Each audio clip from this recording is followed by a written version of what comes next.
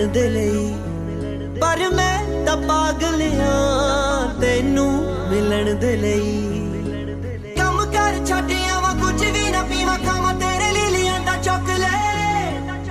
ਅੱਜ ਤੱਕ ਕੀਤੀ ਨਹੀਂ ਮੈਂ ਇੱਕ ਮਿੰਟ ਕਿਸੇ ਦੀ ਵੀ, ਤੇਰੀ ਕਰਾਂ ਦੋ ਘੰਟੇ ਵੇ।